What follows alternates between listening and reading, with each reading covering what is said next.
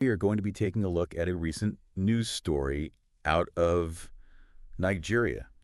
Yeah. It's a really interesting one, and it kind of, Yeah. you see these headlines and you think, oh, this Hmm. is another one of those. But I think there's a lot more to unpack here. Oh, absolutely. I think so too. And So it's interesting. I'm really excited to kind of get into it. Yeah, let's dive in. Yeah, so to set the stage here, this story revolves around three main players. Okay. You have a blogger Uh, who goes by the name Ijel Speaks. you shall six, right? Then you have a police officer, Peter Ishak. And then lastly, Hmm. you have this religious organization called the Zion Ministry. Okay. And the crux of the story is that this police officer, Peter Ishak, Yeah. was dismissed from his position because he was accused of colluding Wow. with Ibuka Obi, who is a member of the Zion Ministry, to basically prosecute. To prosecute. Okay. Ijel Speaks, the blogger, for fraud. For fraud.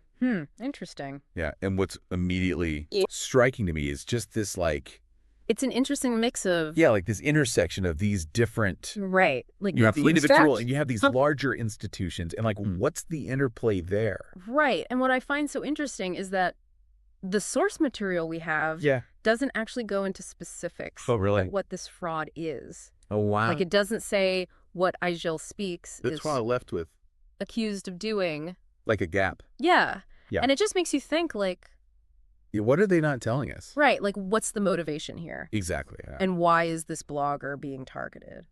And, it brings up the question of freedom of speech, too. Right. Because, is this a way to silence dissent? Exactly. And that's what I was thinking too, because, Yeah. Nigeria, while it does technically have Yeah. freedom of speech, like enshrined in your constitution and practice, Right. it's a lot more complicated than that. Absolutely it is. And so I'm really curious about, How this case could it could set a precedent. potentially impact that. Absolutely. And, it also makes me think about Yeah. the power of religious institutions in Nigeria. Oh, yeah. Like, we're talking about a Zion ministry here. Mm-hmm. They clearly have enough Yeah. sway to allegedly get a police officer to do their bidding. It makes you wonder what kind of influence they wield in other areas of society as well. Exactly. And, that lack of information about the fraud Right. allegations really makes me wonder if this blogger was maybe What were they writing about? critical of the ministry. Exactly. Were they exposing something? Or if they uncovered something they shouldn't have. Maybe corruption or, something Yeah. that they didn't want out there. Yeah.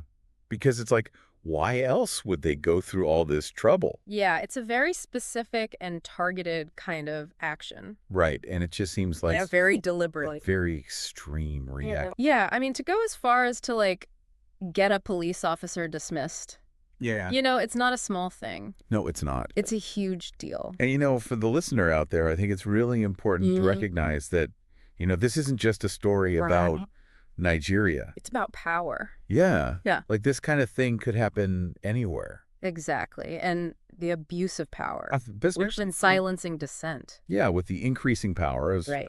online platforms And or the internet and social media and everything. exactly.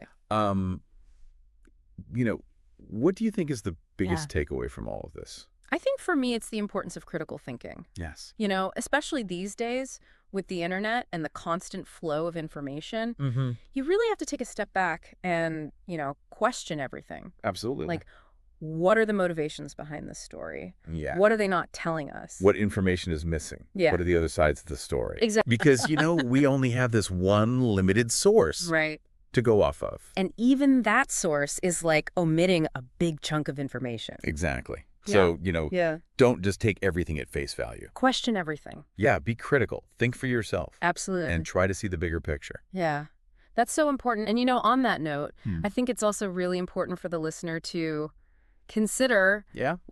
what this means for the future of online expression, Oh, that's a good point. If this blogger is successfully prosecuted for something as vague as fraud, Right. what does that mean for other people who are critical of powerful institutions? Exactly. What will they be afraid to say? Exactly. And, is this a slippery slope It really could towards be. more censorship? Absolutely. It's a question that I think we all need to be asking ourselves. Yeah, and it's a question that goes beyond just Nigeria. Right. It's relevant to everyone around the world Absolutely. who values freedom of speech. Yeah.